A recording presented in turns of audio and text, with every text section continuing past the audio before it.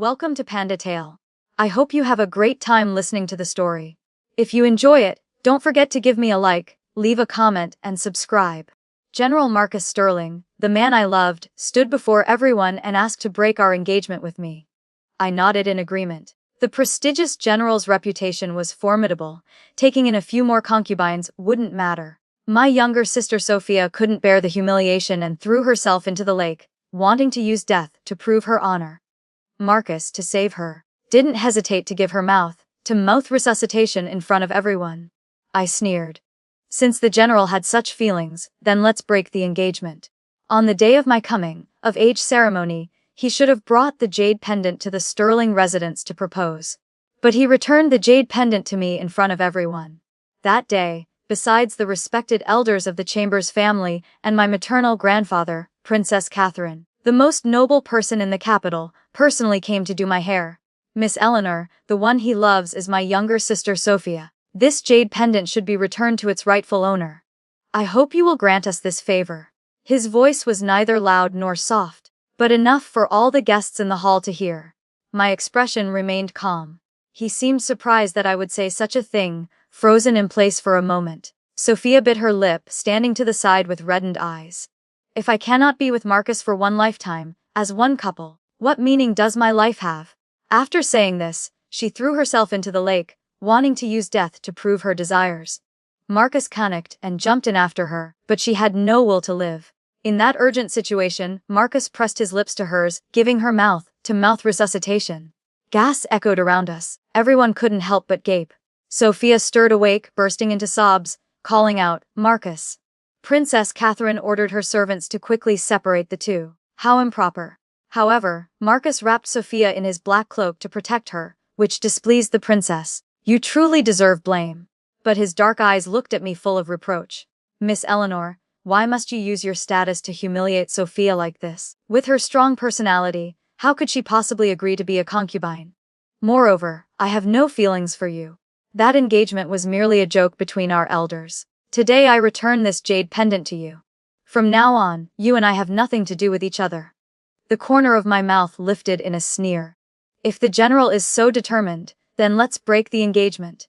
The eyes of everyone in the family looked at me, with both pity and schadenfreude. Some even said outright that I had disgraced the Chambers family.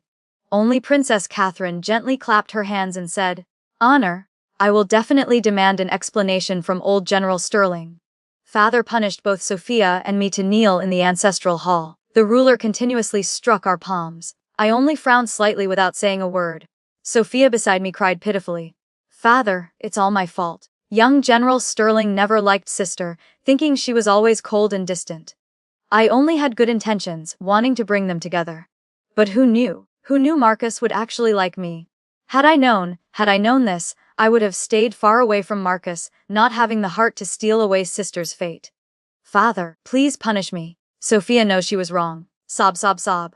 Lady Vivian felt sorry for Sophia and shielded her. "Master, what did Sophia do wrong? It's clearly that Marcus who can't help but want her." Father's beard trembled with anger.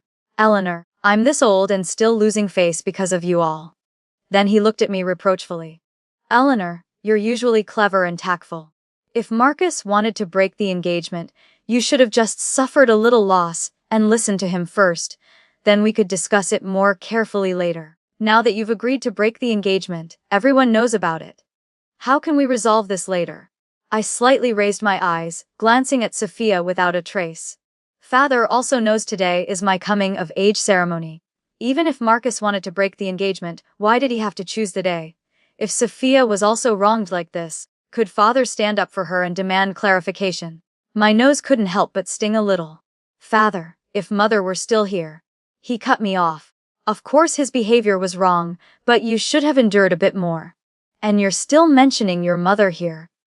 You're just like your deceased mother, always putting on a cold face that makes men lose interest." "Father," I looked at him incredulously. "How does father know I didn't endure him? I even advised him to learn from father and enjoy blessings with sisters. We two sisters could be like mother and Lady Vivian, both marrying into the Sterling residence as wife and concubine." He suddenly raised his hand and slapped my face. My ears rang, and blood slowly trickled from the corner of my mouth. Lady Vivian hurriedly pulled me back. "Eleanor, quickly apologize to your father. The corner of my mouth lifted in a smile. What did I say wrong? If that's not acceptable, then kneel here. Lady Vivian suddenly shouted. Oh no. Sophia has fainted. Sophia has admitted her mistake, and today she was soaked in cold water. The child can't take any more punishment. Father snorted and waved his sleeve, walking out. Lady Vivian supported Sophia, following closely behind. I straightened my back, stubbornly kneeling in the ancestral hall. In the ancestral hall, Mother's memorial tablet stood with incense smoke curling up. I whispered softly, Mother, if you were still here, would you blame me for being useless, being rejected? For a whole day and night, Father never sent anyone to check on me. Finally, I couldn't bear it anymore and collapsed unconscious. When I woke up, I saw my aunt by my bedside with swollen red eyes. My maid Spring was also crying beside her. Finally Miss is awake. I opened my dry, cracked lips. Isabella, you're the only one in the Chambers family who came to see me. She wiped her tears with a handkerchief. After Mother passed away, if not for Sister's protection, Mother and I would have been harmed by Lady Vivian long ago. If I didn't come, wouldn't that break Sister's heart? She couldn't help but feel a bit sad. It's just that Sister has suffered so much for nothing. That Sophia just pretended to faint and got away with it. I'm really angry to the point of dizziness. She sighed again. Father always favors those two, mother and daughter. It's clear she deliberately seduced Sister's fiancé. Sister has endured hardship for Marcus, learning horseback riding, archery, and polo, and those knee guards and boots on Marcus's body, all hands sewn by Sister, and those calligraphy and poems too. Why didn't Sister tell Marcus? If Marcus knew, he definitely wouldn't break the engagement with Sister. But even if he knew these things, so what? Would he feel pity and then let both Sophia and me marry into the Sterling residence? But I didn't want that in my heart. My engagement with Marcus was decided when I was still in Mother's womb. Since childhood, Mother told me I would marry into the Sterling residence as the mistress. I must not let outsiders easily judge my every word and action.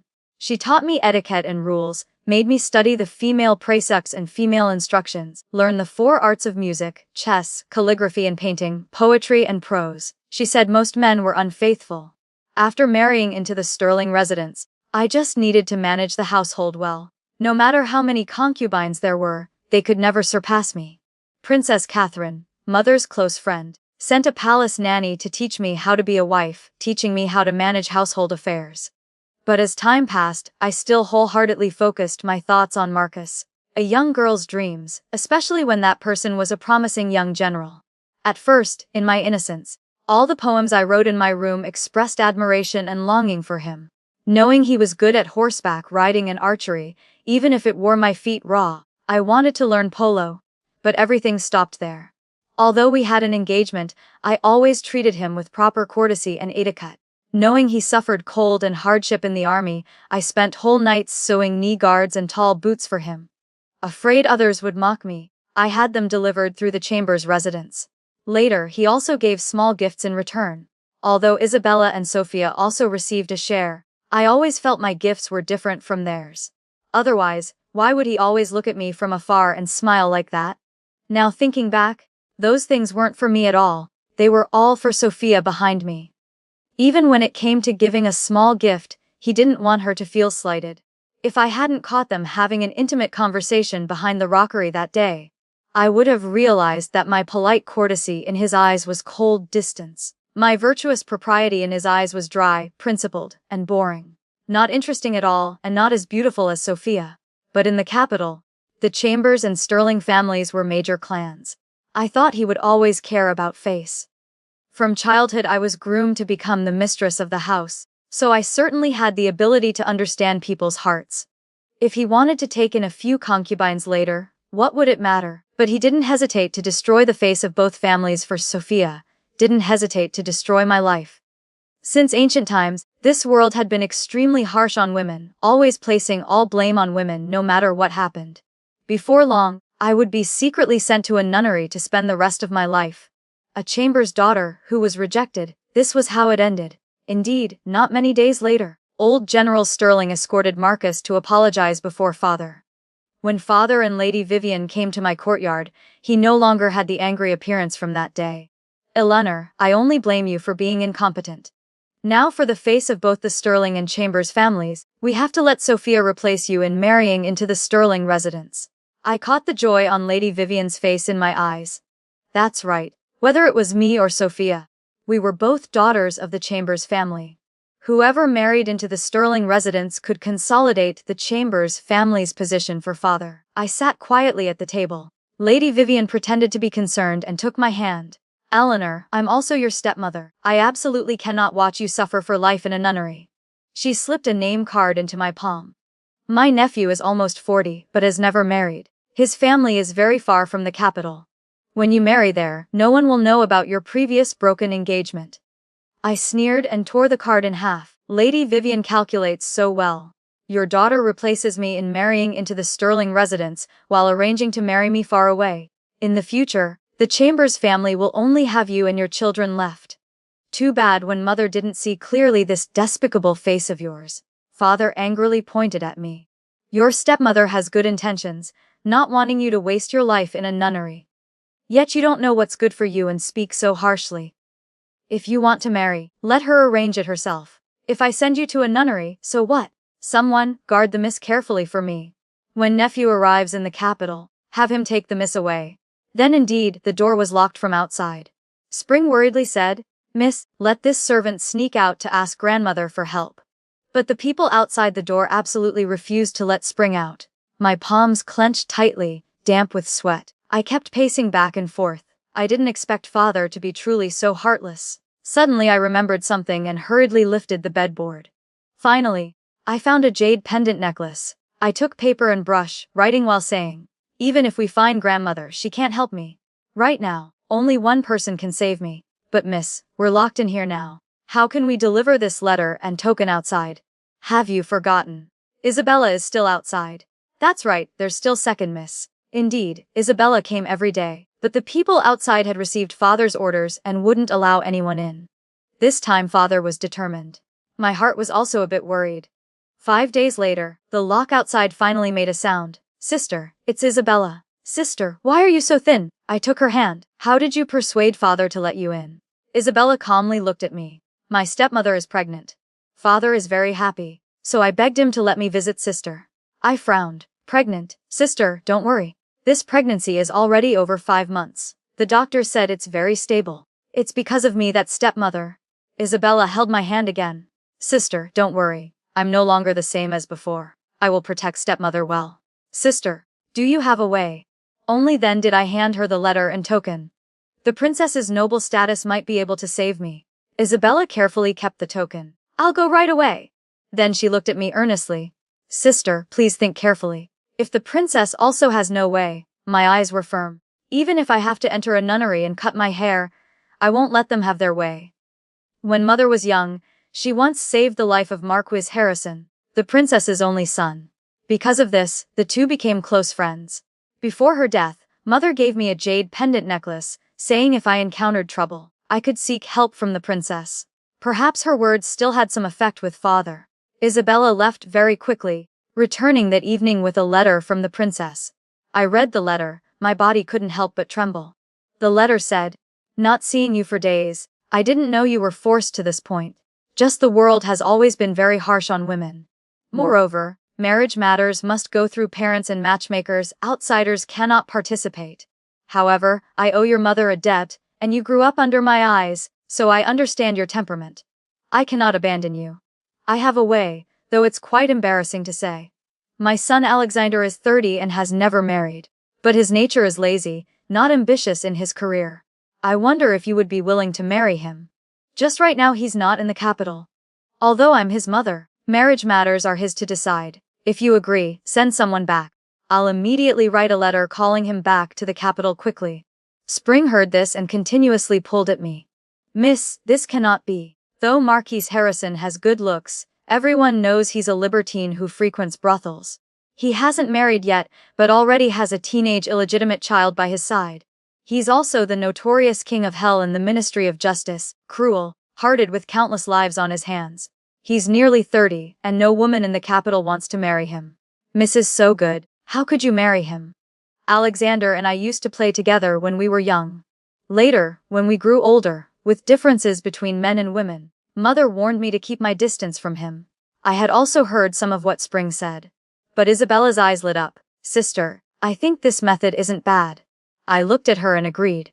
I think the same as you. Help me reply to the princess, saying the princess has already humbled her own son. Marquis Harrison has elegant bearing and is romantically unrestrained. What woman wouldn't admire him? If I can marry the Marquis, my heart would be overjoyed. How could I not be willing? All right, I'll go right away. Spring hurriedly came over with tears. Miss, isn't this just out of the wolf's den into the tiger's mouth? Miss. I gently tapped her nose. Silly girl, how could the Marquis's residence be a tiger's mouth? The princess has always treated me very well. With a mother-in-law as backing, even if I marry into the Marquis's residence, not to mention being the main wife, even as a secondary wife, life wouldn't be too bad. Besides, didn't you always say I would definitely marry higher than Sophia? The status of the Marquis's residence is even higher than the Sterling residence. Marrying into the Marquis's residence is still much better than marrying Lady Vivian's nephew or being sent to a nunnery. If the Marquis is romantically unrestrained, I will let him be as he pleases without interfering or obstructing. Surely he won't hate me.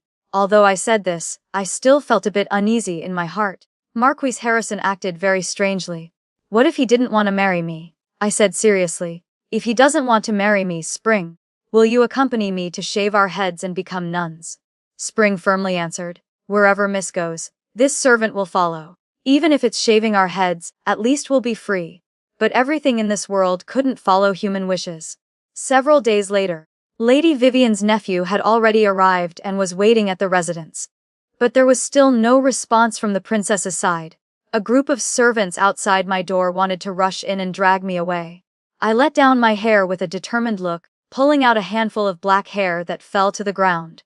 They stood at the door, frightened by me and didn't dare enter. Lady Vivian's face twisted, still standing there stunned. What are you doing? As long as you don't hurt her, let her do what she wants. The group then advanced toward me. Wait a moment. Isabella ran in breathlessly. The Harrison Marquis's residence has sent someone to propose, asking for the eldest daughter of the Chambers family as wife.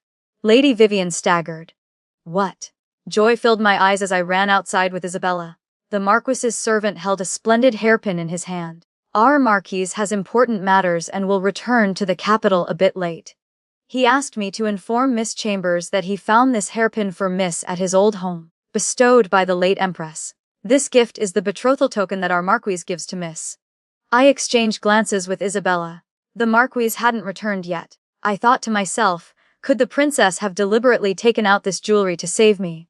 On the contrary, Father's expression was very pleased. He didn't expect someone rejected like me could still be loved by the Marquis. Thinking about the Sterling residence, though also high-ranking, the Marquis was royal family, so he quickly ordered rewards and released him. Wonderful. Both of you sisters can bring glory to the Chambers family. Sophia gritted her teeth. Unexpectedly, sister is still formidable. Marquis Harrison is romantically unrestrained with an illegitimate child. Sister marrying him already has a heir. How truly fortunate. I calmly sat down to admire that imperial jewelry. No need for sister to worry. Mother also had my fortune told before. I'm blessed with children. Father stroked his beard.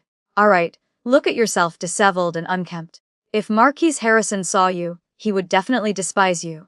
In the future, both of you sisters will be married daughters of the Chambers family. I will have eternal glory for generations. I held up the teacup and paused. I'm afraid father is mistaken. Mother only has one daughter, me. The Chambers family only has me as the legitimate daughter. Father coughed lightly, his eyes somewhat evasive. When Sophia marries into the Sterling residence as the main wife, being born of a concubine will inevitably invite scorn from society. I had planned to elevate your Lady Vivian to principal wife status. Then, I angrily threw the teacup in my hand to the floor, shards scattering everywhere. I wondered why you wanted to send me far away, so it was to wait until I left to elevate Lady Vivian to principal wife. Lady Vivian fearfully nestled into father's embrace. Master. Father angrily glared, his whole body trembling. What kind of behavior is this? She is after all your mother's younger sister. My mother has no such sister. Father, haven't you forgotten when mother was ill and bedridden? It was this good sister who said she wanted to come serve her. What kind of service turned into serving in his bed? When mother was critically ill, she was pregnant. Mother was killed by this wretched woman's poison. Back then, you promised grandmother you would only take her as a concubine. Today you want to make her the principal wife. Don't even dream of it. Lady Vivian cried pitifully. Such injustice, master. The matter back then has been investigated clearly. Eleanor, how can you falsely accuse me like this? I trembled with anger. Lady Vivian, does heaven have eyes? Do you really think no one knows what you did back then? Father frowned. That matter has passed for so many years. Your mother wasn't poisoned back then. Her health was poor and she was unlucky. Father, you still remember Mother was your first wife, your bedside companion. This matter I've already decided long ago. It's clearly a joyous occasion worth celebrating. Must you make the house chaotic with chickens flying and dogs barking? No. I took the golden hairpin from my head and stabbed in my throat, drawing blood. Father, if you want to elevate her to principal wife today, then step over my corpse. You wretched child. Marquis Harrison, he loves me deeply but is extremely cruel. If I die here, not only stepmother and third sister, even father's official position will have to be buried with me. Father, think carefully, are you willing to stake the entire Chambers family's fate on one mere concubine? Father was so angry he almost fainted. You haven't even married into the Marquis's residence yet, and you're already using power to oppress me. Today if you don't die, I'll have you beaten to death. I always thought you were gentle and reasonable, not knowing you would deliberately cause trouble so unreasonably. Having said that, Father wanted to use family punishment on me. It was chaotic and noisy around me. I watched everyone, Lady Vivian pretending to wipe tears but with the corner of her mouth curved up in a smile. Sophia's eyes were full of smugness, everything going according to her wishes.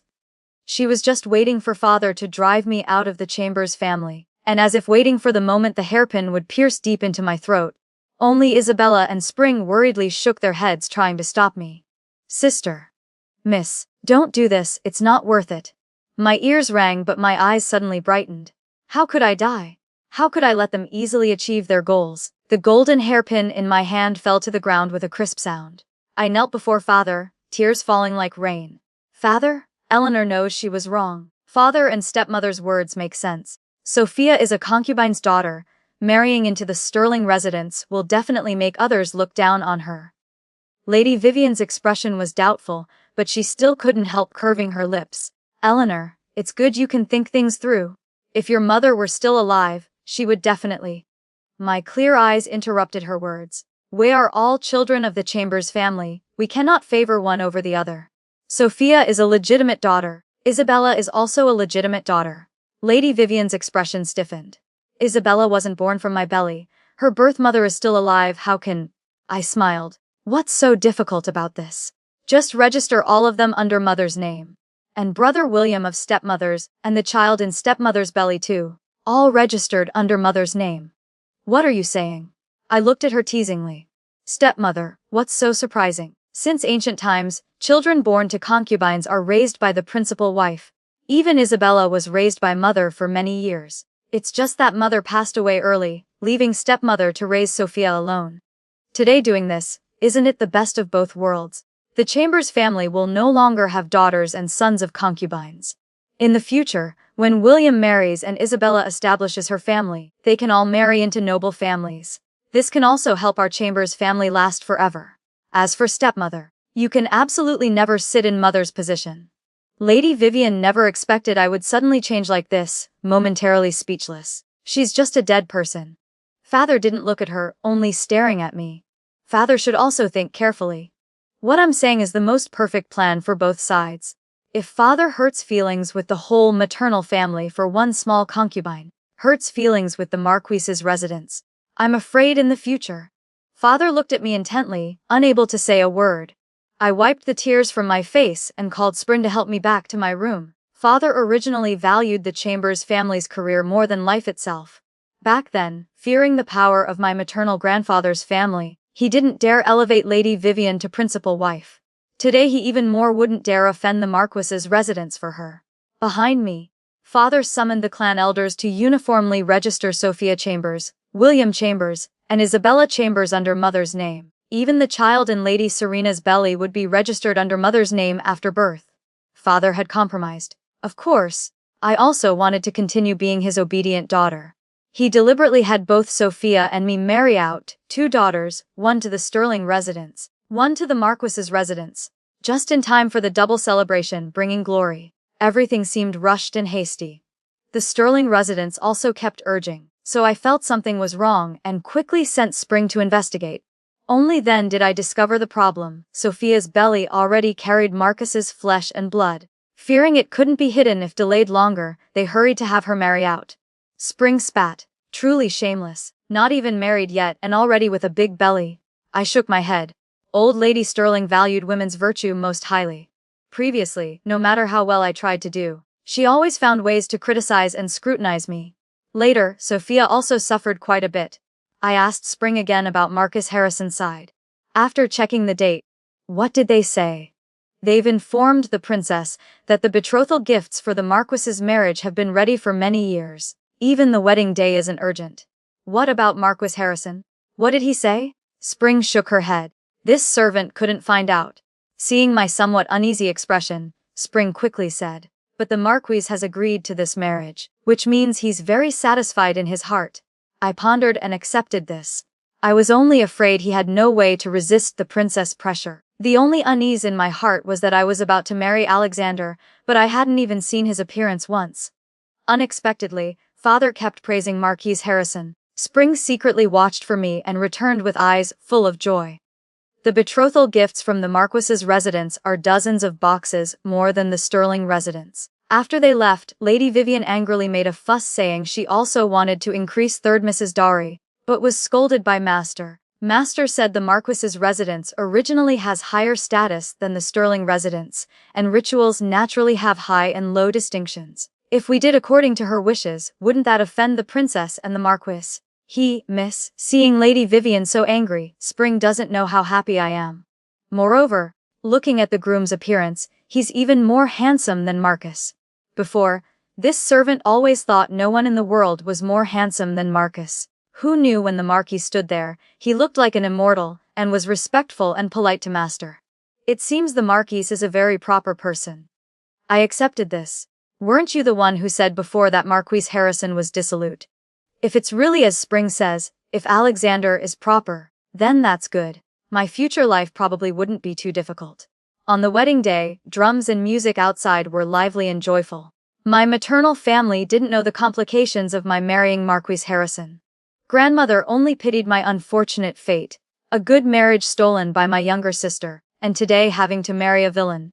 But they had no choice, only advising me that after establishing a family and marrying, I must obey my husband, be filial to my mother-in-law, and serve the princess well. Then suddenly tears fell as they did my makeup. I also wiped away tears and had Spring call Isabella to my side. I took the jade necklace the princess gave me and handed it to Isabella. Isabella continuously refused.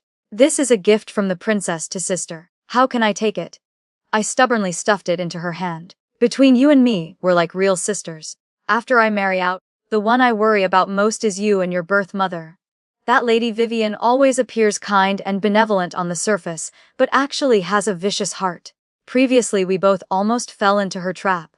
You must always be on guard against her. Now you're a legitimate daughter of the Chambers family, your status is much nobler than hers, and your birth mother is pregnant with a child. After Sophia marries out, that side definitely won't let things be. You must be careful. In the future, if something happens that you can't handle, take this jade necklace to the Marquis's residence to find me.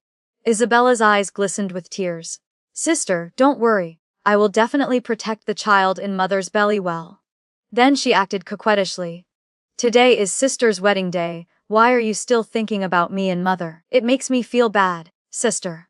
I also blushed. After you have your coming-of-age ceremony and find a suitable young man, I'll ask the princess to act as matchmaker for you. Sister will definitely protect you from being looked down upon by others. Alright, you 2 young ladies. Today is an auspicious day and hour. Don't make tearful faces anymore or others will laugh. We looked at each other and smiled. Spring placed the red veil over my head, with a call to, lift the sedan chair. I went from this high gate compound to another high gate compound. Under the veil my expression was full of indifference. Outside the sedan chair, Spring was still innocently cheerful. Miss, the Marquis is truly generous. 10 miles of red silk. Our carriages line up from the beginning to the end of the street. Even the trees along the road are tied with red silk ribbons. Firecrackers echo and gongs and drums fill the sky. Indeed, he values Miss extremely. My face showed no emotion because I thought this was originally the face of the princess and the Marcus's residence. So I dared not be careless. And when performing the ceremony, I remembered the etiquette the nanny taught. Finally, the ceremony was completed and I was led into the bridal chamber. Only Spring and I remained in the room. Only then did I dare to breathe a sigh of relief. Miss, do you need to eat some pastries to fill your stomach? I still sat up straight and gently shook my head. No need. This is the Marquis's residence. We can't be as casual as at home.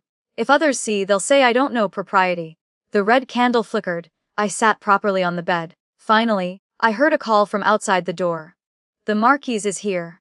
What struck my eyes was a pair of dark men's shoes interwoven with gold and silver threads. My palms were slightly damp, my heart beating fast like drums. A jade stick gently lifted my red veil. My lord, someone from the Chingswan Tower is looking for you about an important matter.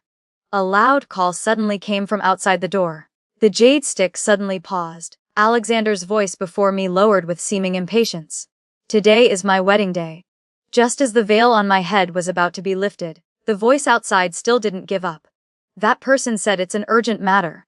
In an instant, the jade stick had completely lowered. That person retreated backward and spoke, Madam, I'll go for a moment and return. I gently said in a small voice, Of course official matters are more important. My lord, please go. Then I heard his hurried footsteps. The door creaked and was closed. Spring angrily ground her teeth. What official business? Miss, the Chingswan Tower is a place of romance. How could the Marquis abandon Miss on the wedding night to go there? I calmly removed the veil from my head. Spring, quickly help me remove these hairpins. Miss, this veil should wait for the Marquis to return and remove it himself. He won't come back, miss. I calmly said. Every time father slept in Lady Serena's room, didn't Lady Vivian use excuses of dizziness or poor health to call father away? When have you ever seen father return in the middle of the night? At that time, I only felt these tricks were too clumsy. Why couldn't men see through them? Now I realize no matter how clumsy these tricks are, there are still people willing to play along. But miss. Alright, he's already given me enough face. I should be satisfied. Blow out that swaying candle, it's making me unable to sleep. But miss. I closed my eyes tightly and turned inward. Today I'm tired enough. Even though I had hundreds of thousands of things to think about in my heart, I still quickly fell into sleep. Sleeping until midnight. For some reason my mouth felt terribly dry. Spring, water. Tea was immediately brought to my lips. I took a small sip. The water was still warm. On one side, I frowned slightly, feeling fingers slightly rough wiping water from my mouth. I suddenly opened my eyes wide, catching a pair of narrowed eyes full of mischief. I saw that person lazily leaning against the bed, thick eyebrows, high nose, thin lips. The loose wedding robe made him look even more like an immortal. Only the slight dimple on his cheek matched my childhood memories. I opened my mouth slightly, stunned for a long while. My lord. He just calmly looked at me, his expression somewhat annoyed.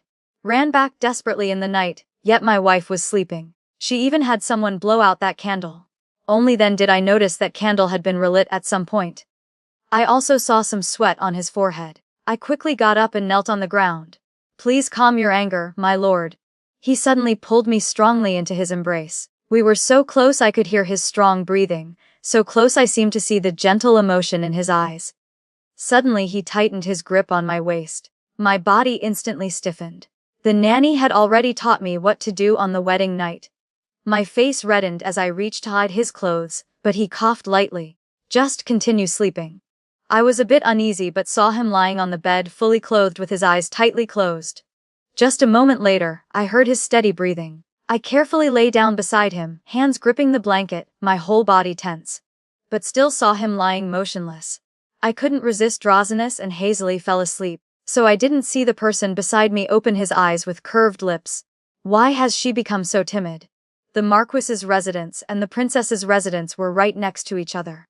Early the next morning, I went with him to the princess's residence to pay respects to the princess.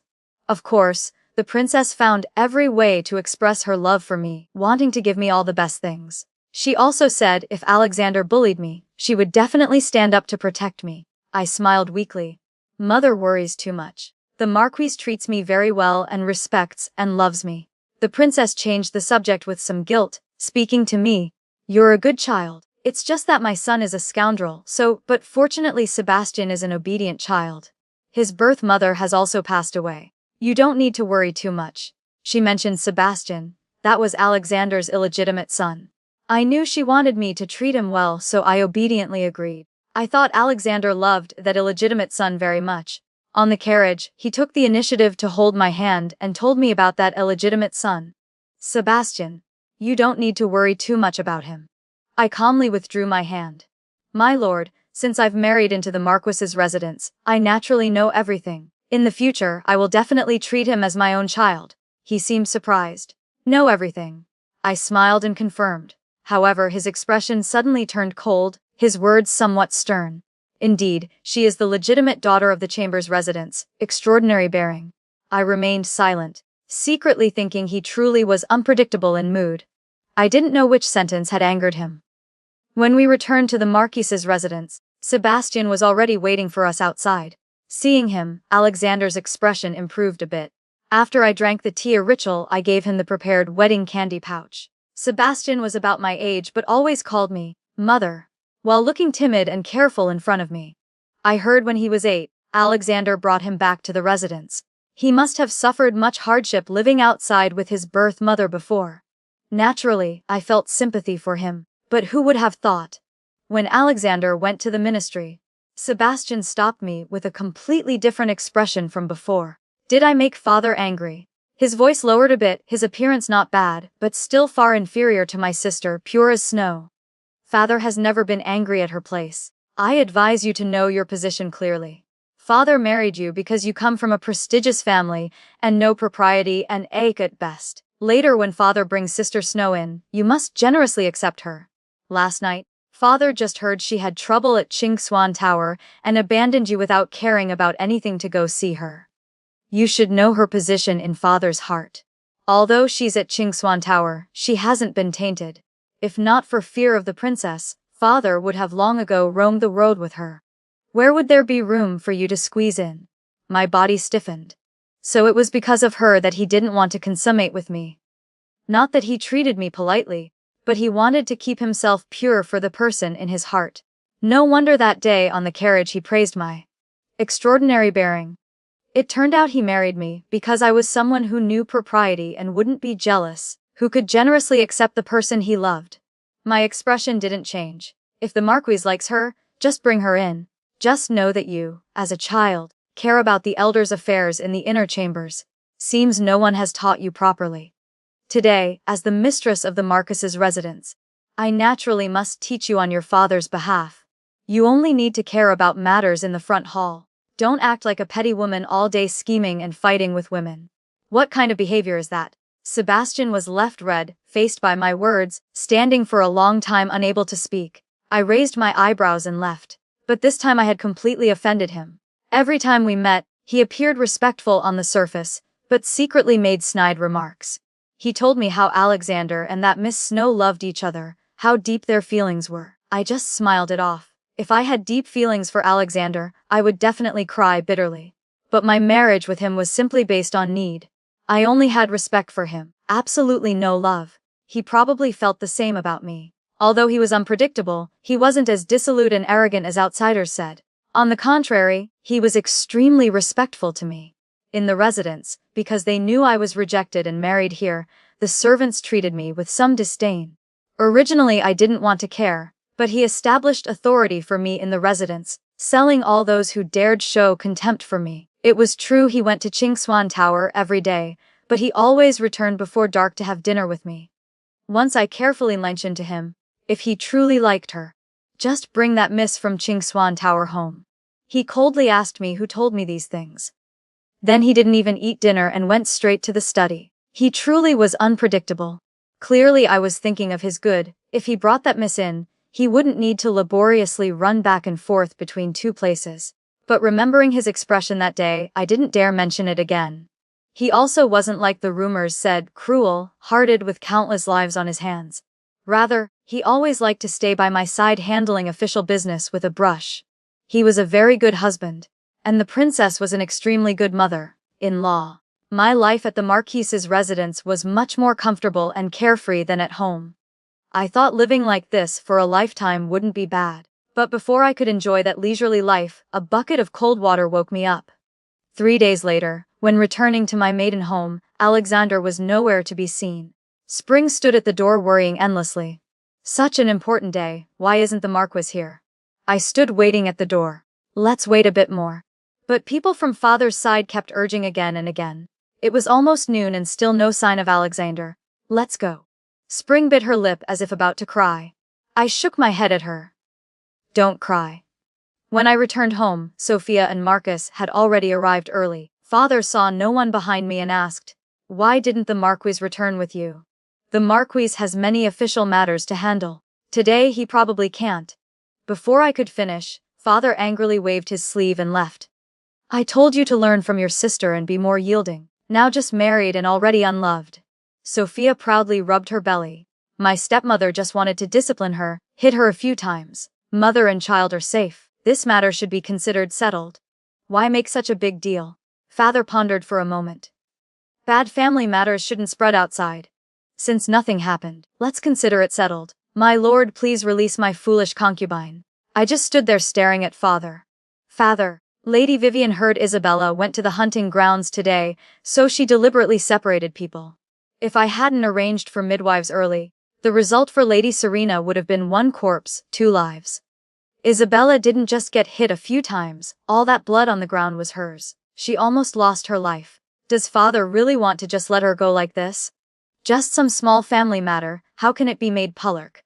Eleanor, why don't you think for me? If this spreads outside, won't people laugh at me?"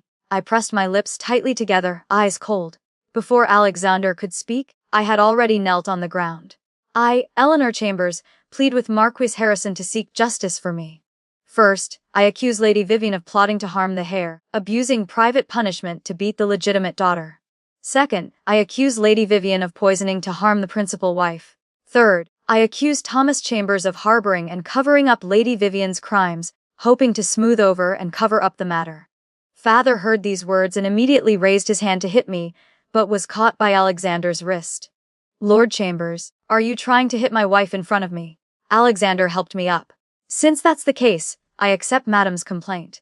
Someone, take that crazy woman down. I'll take her back for Lord Chambers to interrogate." With that, he pulled me away without looking back.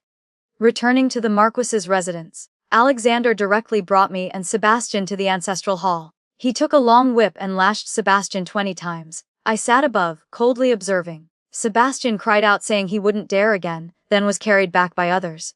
I bowed. "Thank you, my lord, for today's matter. As for Lady Vivian, I ask my lord to investigate more thoroughly. Mother was harmed by her hands back then, but for many years we couldn't find evidence. You don't need to say more. I'll help you." I knelt before him again. "There's one more thing. Between Marcus and me, there truly is nothing. Today he pulled me aside wanting to apologize. He keeps bothering me like this, making me extremely uncomfortable. How could there be any entanglement between him and me?" Alexander moved slightly. "Today I lost control in anger. Of course I always trust you. It's good that my lord trusts Eleanor. I only ask that after Lady Vivian's matter is concluded, my lord grant Eleanor a divorce letter, allowing Eleanor to leave." His pupils suddenly contracted, showing disbelief on his face. "What did you say? Are you angry because I didn't trust you?" From now on I shook my head. "My lord already has someone else in his heart. Why keep me by your side? The time I've been with my lord, though not long, I also know my lord isn't someone constrained by worldly customs. Divorcing a wife means nothing to my lord." Alexander's words were full of urgency. "I will protect you." "How long can my lord protect me?" He turned back and said, "I won't let you leave." His eyes carried anger. "Eleanor Chambers, I won't let you leave. In the past, no matter what I did, you weren't sad or angry. I thought your temperament was naturally indifferent like that. But today I finally know. It's not that you don't get angry, it's that you fundamentally don't care. When meeting someone you care about, you'll be very worried for them. There are some things I can't explain clearly to you now, but now that I understand your temperament, I'll make you trust me." My face was full of surprise, but I wanted to shake my head in refusal. "Moreover, how do you know the person I love isn't you?" After saying these words, he turned and left, leaving me stunned behind for a long while. From the ministry's side, because of his intervention, they detained Lady Vivian for dozens of days without releasing her. Throughout the capital, everyone said he and I were unfilial, disloyal, and unrighteous, heartlessly locking a stepmother in prison. Some said someone rejected like me and the cruel Hell King like him were truly a perfect match, both inhuman and without feeling. Father angrily sued him in court. When it seemed Lady Vivian would be released, he brought a pile of evidence and witnesses from when Lady Vivian harmed my mother and presented them to the emperor. It turned out back then my maternal grandfather deliberately married Lady Vivian to a new imperial scholar. That person was talented and refined, knowledgeable just from a slightly poor background. Lady Vivian looked down on him for his low status. Both daughters of the Grand Tutor, why should my mother marry the current secretary while she only gets a scholar? Taking advantage of mother's illness, she found opportunities to enter the residence, frequently coming and going, then climbed into father's bed. Mother was both sick and emotionally hurt, stabbed in the back by her own sister. With her strong temperament, mother declared she would send her to the manor. She then continuously poisoned mother's medicine again and again, then sold all the people caring for mother, destroying all evidence cleanly. I was weak and alone with nowhere to turn. Working tirelessly for years, I couldn't find anything. Thinking the evidence had been completely destroyed. Who knew Alexander could drag it all out with just one hand? But before I could thank him, the Marquis's residence had already changed. Even the princess was placed under house arrest. After father sued him in court, more than 20 people successively sued him. They said he killed innocent people indiscriminately, holding the ministry's power but not distinguishing right from wrong, deciding people's lives carelessly. The emperor issued an edict imprisoning him. I was extremely worried outside, still clearly remembering what he said that night: I will protect you, trust me. But if protecting me cost his life, then I didn't need it. I went everywhere asking for help, spending quite a bit of money. The princess also asked many places, but no one dared agree. Unexpectedly, in the end, it was Marcus who appeared. I owe you. In the dark prison, I recognized Alexander at a glance. He was kneeling on the cold wooden beams, his body covered in whip marks and wounds. When he saw me, his breathing became rapid and uneasy, cold sweat pouring from his forehead. He gritted his teeth and asked, "Why did you come here?" I quickly wiped his face with a handkerchief, my eyes reddening. "I'm so sorry," he groaned. "I'm afraid now there's more bad than good. I already wrote a divorce letter in the right drawer of the study. Take it and leave." Tears gradually filled my eyes. "It's just you overturning a small case. How did things become so serious? Can you keep your life?" He shook his head. "Probably not." Determination appeared in my eyes. "Then how can I leave? I'll go outside to find help." "Wait a moment. If I die, can you take care of me before I die?" My tears fell even more uncontrollably. "Don't say such unlucky things. I'll definitely find someone to help us."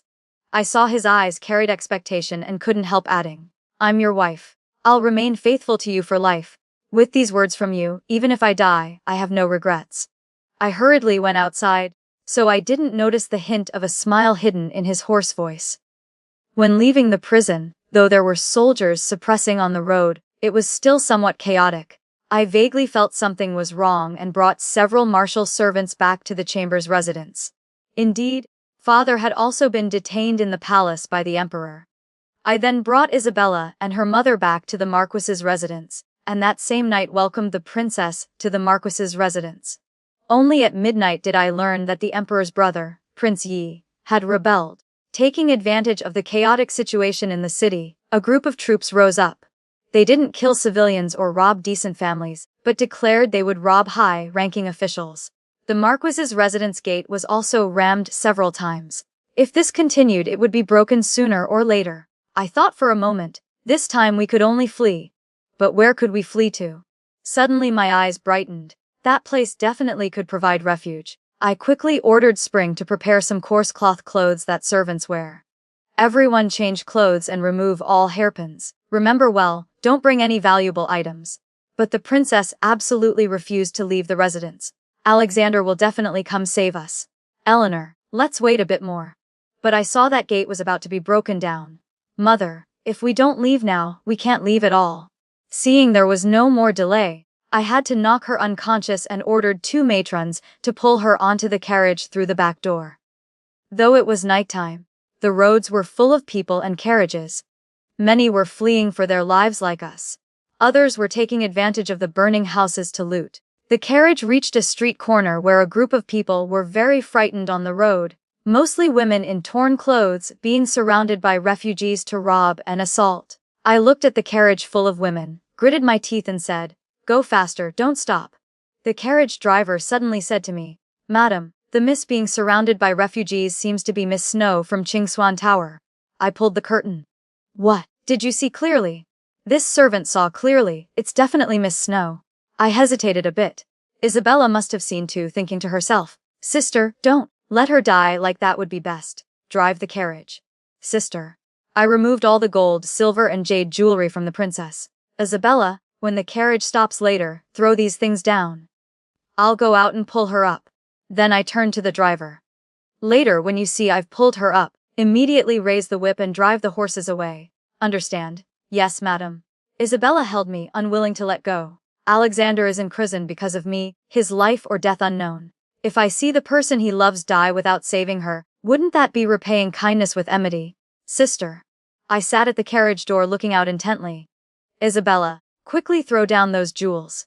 As soon as they were thrown out, the crowd frantically rushed to grab them. Seeing an opening, I quickly pulled Snow up. That group instantly gathered again, holding me tightly without letting go. I didn't know where Snow got a dagger from, viciously stabbing them, making them release their hands in pain. I breathed a sigh of relief, finally escaped danger. Isabella called out, "Sister, you're injured." "It's fine, nothing serious." Snow looked at the wound on my hand, her body suddenly stiffening in an instant. "Madam, are you all right?" I arrived at the courtyard gate and knocked 3 times. "It's me, Eleanor." The door creaked open. Outside the courtyard was an embroidery shop, but inside were more than 10 women. As soon as they saw it was me, they quickly welcomed us in. Among them were servants from powerful families, daughters of common people, and many from wealthy backgrounds. They were here for various reasons, some abandoned, rejected, childless, or despised by their families for their appearance or form. They were all women not accepted by society with nowhere to go, so I used money to arrange for them to stay here. Isabella's eyes couldn't hide her delight. "Sister arranged such a good villa." I smiled and accepted this. Snow looked at me once, then went around the house checking. At this time the princess also slowly woke up. I stepped forward to apologize. "Mother, the situation was urgent then, and I've already offended you. It was my lack of thorough thinking.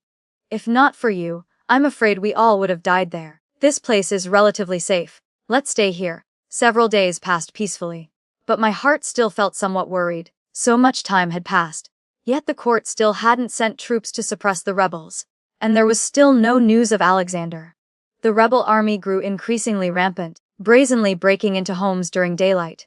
After they broke into our courtyard and saw only a dozen beautiful women inside, their eyes gradually showed evil intent. I frowned slightly. "Sirs, we are just unfortunate women. I heard the rebel army is most righteous, always wanting to protect peace for common people like us." The leader grabbed my hand and laughed loudly. "Common people, with skin so soothe and delicate. Do you really think I don't recognize you?" While pulling, he wanted to strip my clothes in front of everyone. But unexpectedly, Snow's knife was faster, forcefully cutting off that man's arm. In a short time, the leader went crazy and drew his sword to slash at me. But unexpectedly, his chest was pierced by a sword. I was splattered with blood on my face, frightened and frozen in place. That person held a long sword in his hand, his face showing bloodthirsty desire. When he saw it was clearly me, laughter emerged in his eyes. He hugged me tightly in his chest. "Madam, I came late." Snow suddenly knelt down, her face hitting the ground. "Master, this subordinate deserves death for almost failing to protect Madam." Then she bowed to me. "Thank you, Madam, for saving me that day." The chaos was pacified in an instant. Back at the Marquis's residence, Alexander explained everything to me clearly. It turned out Chingswan Tower appeared to be a brothel, but was actually an intelligence point arranged by the emperor. The emperor had long discovered Prince Yi's ambition to rebel. Alexander was also deliberately imprisoned to act as bait to lure the snake from its hole. My anger flared up a bit. "So Snow is just a cover. In prison, did you say those words deliberately to tease me?" He coughed lightly. "It wasn't deliberately teasing you. I just wanted to see Madam's intentions clearly." He changed the subject. "Not only Snow, But that illegitimate child isn't my real son either. He's a prince deliberately arranged by the current emperor beside me to train his temperament. I was somewhat frightened. Then didn't I hit a prince? Alexander's expression was dejected. Madam really knows how to grasp the key points. He looked at me with a serious expression. When I was young, I fell into water at the hunting grounds. It was you who discovered me in the water. Your mother then saved me. I looked embarrassed, mumbling, so my lord married me out of gratitude. Later I met a girl. She found a hidden place away from others to cry, looking very pitiful. I approached to offer her a handkerchief, but she ran away frightened like a startled bird. Coincidentally, later at the hunting grounds I saw that girl learning to ride and shoot arrows. So thin it was pitiful, falling countless times but still getting up to practice diligently. I then hid my identity and pretended to be a groom to teach her riding. I said in surprise, "That was you, Eleanor Chambers."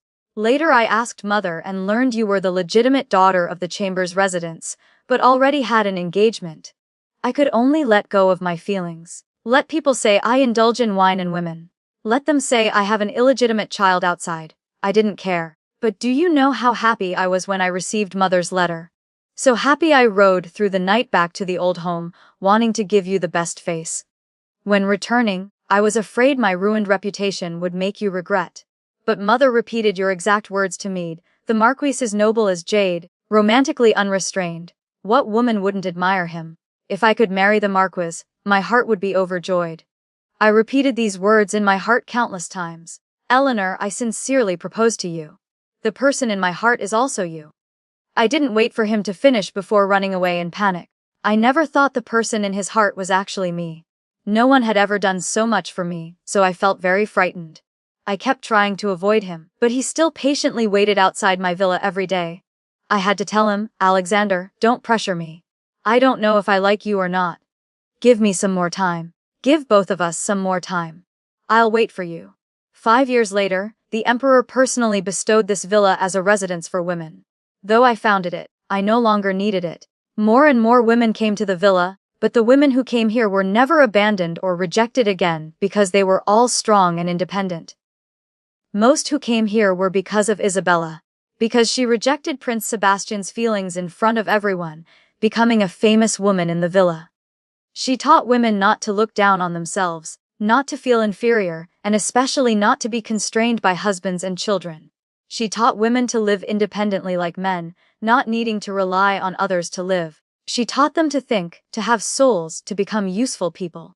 Eleanor's journey teaches us that self-worth shouldn't depend on others' acceptance. Rejected by her first love for her sister, she faced family betrayal and societal judgment. Yet, she refused to be defined by rejection. Instead of accepting a degrading marriage or becoming a nun, she chose dignity. When Alexander revealed his lifelong love for her, she needed time to trust again. Her story reminds us that true strength comes from within, not from romantic validation. Sometimes the greatest love story begins when we first learn to value ourselves.